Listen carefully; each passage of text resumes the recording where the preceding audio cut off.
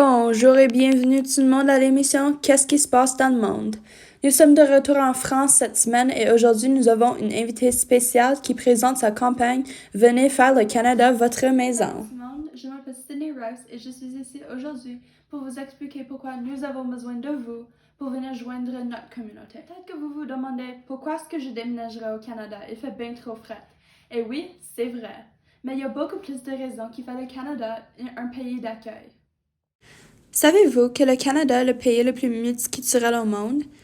Ça accueille plus que 200 000 immigrants par année et le Canada est le deuxième pays le plus sécurisant au monde avec un taux de crime très bas. Hello, bonjour. Bonjour. Ne vous inquiétez pas.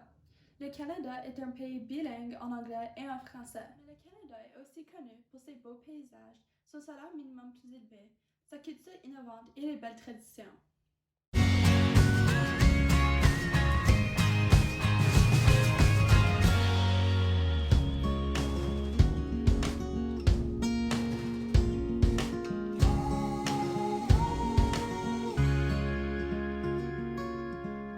Mais est-ce que vous aimez votre propre espace?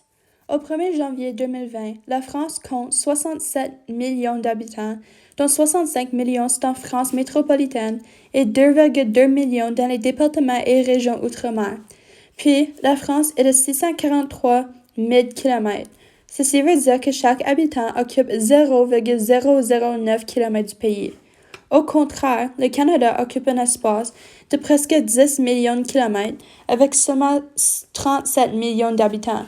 Ceci veut dire que chaque habitant occupe plus que 3 kilomètres du pays. Alors, il y a beaucoup plus d'espace pour accueillir les immigrants. Quand les immigrants français déménagent au Québec, ils reçoivent leur statut beaucoup plus vite que les autres pays à cause de l'accord de la reconnaissance mutuelle des qualifications professionnelles. Aussi, il y a beaucoup plus d'opportunités d'emploi au Canada puisque le taux de chômage est moins de 7% comparé à la France avec un taux de plus que 11%. Peut-être que vous vous demandez pourquoi nous avons tellement besoin de vous. Mais le Canada a un taux de natalité beaucoup moins élevé que le reste du monde avec moins que 1,5 enfants par femme. Le pays a besoin des immigrants pour que l'économie puisse fonctionner. Avec une société bilingue en anglais et en français, le Canada est la place parfaite pour venir s'installer. De plus, puisqu'il y a tellement de culture à l'intérieur du Canada, ça permet de créer des relations avec les autres pays qui aident les échanges internationaux. De plus, par 2040, 25% de la population canadienne sera plus que 65 ans et tous en train de prendre la retraite, qui ouvre plusieurs opportunités d'emploi au Canada. N'inquiétez-vous pas de la langue non plus. Depuis 2011, plus que 200 langues sont utilisées au Canada. Cependant, l'anglais et le français sont les deux langues officielles du pays. Puis, puisque plus que 983 millions d'individus au monde parlent anglais, il y a beaucoup d'opportunités pour les gens de venir au Canada et comprendre la langue.